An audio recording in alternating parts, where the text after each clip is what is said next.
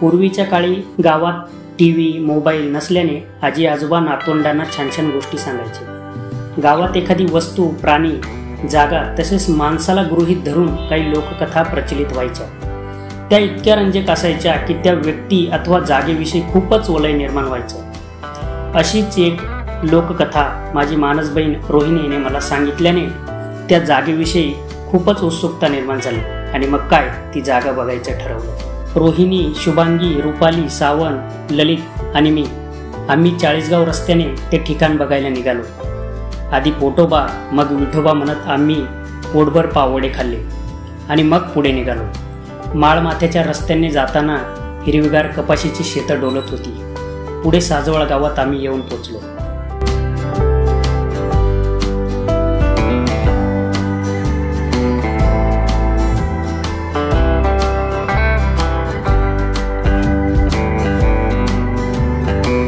काही स्थानिक लोकांना सोबत घेऊन आम्ही पुढच्या मार्गाला लागलो। छोट्या ओहळातून वाट काढत आम्ही मोकळ्या पठारावर त्या जागी येऊन पोचलो। निसर्ग इतक्या मनमोहक जागा कायम माणसांपासून लपवून ठेवतो हेही तितकंच खरं।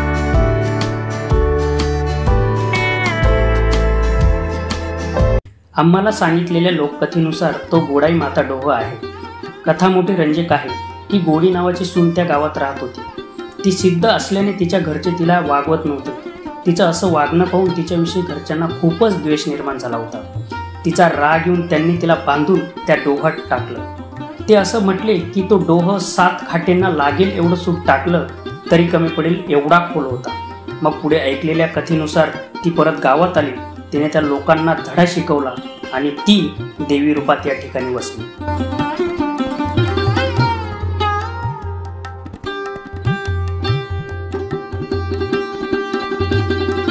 काही लोककथा या अतिरंजक असतात। त्यातल्या काही गोष्टी चमत्कार वगैरे बहुधा आपल्या पचनीही पडणार नाही, परंतु समाजातील काही जाचक गोष्टी त्यात अनावधानाने का होईना मांडल्या गेल्या हे मात्र खरं आहे। ही गोडाई माता तिथल्या काही घराण्यांची पूर्वज आहे। ते मनोभावे तिला पुजतात। आणखी एक की त्यात रोमांच आणणाऱ्या गोष्टी ऐकून एखादा भारी चित्रपट बनावा असं मात्र वाटतं। या लोककथेसोबतच तिथला निसर्ग तुम्हाला नक्कीच मंत्रमुग्ध केल्याशिवाय राहणार नाही।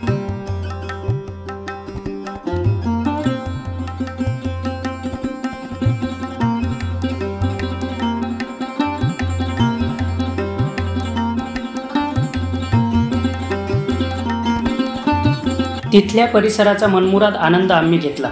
कातळ खडकावर बसून पाण्याचं ते विहंगम दृश्य न्याहाळलं। पुढे जाऊन धरणाच्या लगत वाहणाऱ्या पाण्यात मनसोक्त पाय सोडून बसलो आणि शेवटी काही बिया सोबत घेतल्या होत्या त्या तिथं लावून आम्ही परत निघालो।